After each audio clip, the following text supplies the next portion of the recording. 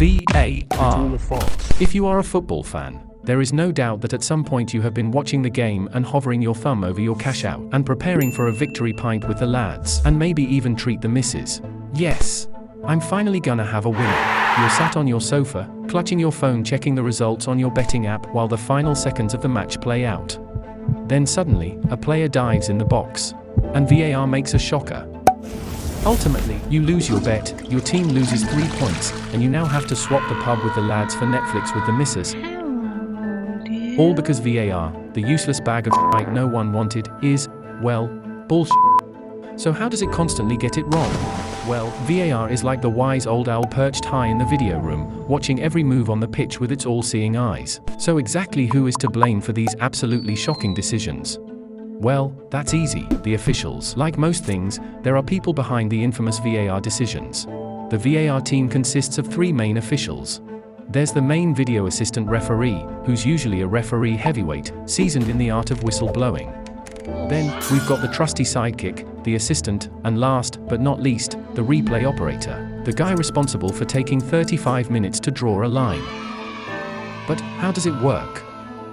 They're all stationed in this high-tech video command center, surrounded by screens galore, each showing different angles and packed with technology. They are all based in a state-of-the-art closet within the stadium grounds. The hole they reside in contains a few screens and a red and a green button. When the cameras are not turned on in this high-tech facility, they endure a high-tech game of Simon Says. Here, the red button must be pressed with great skill and tenderness and only when they are confused, while the green button is only to be pressed to cash out their over 2.5 goals acca.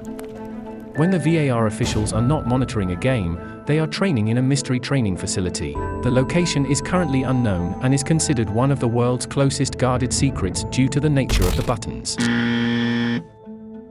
So how do they manage to get it wrong? That ripe old question that we have been asking for years. Well, I have one simple answer. Human error. It remains to be seen how a wrong decision can be given if you are looking at fouls, offsides or some other footballing offense from 40 different angles and playing it frame by frame. There are only 2 buttons to choose from after all, but we are all human, I guess. So exactly why was VAR introduced?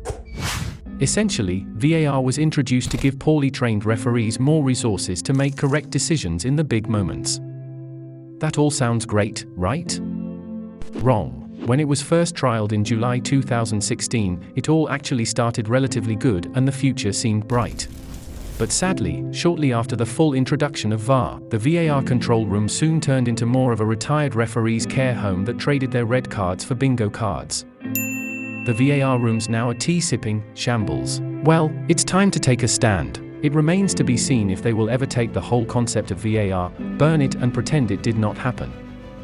However, there are of course some people that love VAR, like the bookies for example, but there are not many of these strange beings around. To whoever is listening, it is time to make the game great again. So, fellow lovers of the beautiful game, the time has come to rise up and reclaim the glory of football. For too long, we've been entangled in the web of VAR, a spectre haunting our hallowed grounds we call football fields and disallowing us successful cash-outs.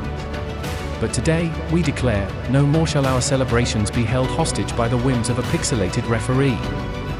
No more shall the elation of a goal be smothered by the cold embrace of a screen. Let us cast aside the chains of VAR and usher in an era of pure, unbridled jubilation. Together, we shall storm the gates of bureaucracy, armed with wit, humor, and an unyielding love for the game.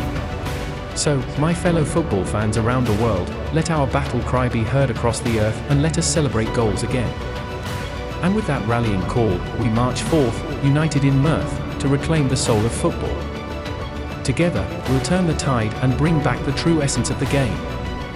Like, comment, subscribe, and let our message resound through the digital cosmos. Who is with me? We have had enough. It's time to take a stand. No referees were harmed during the making of this video. For more information, press the subscribe button. Referees not included.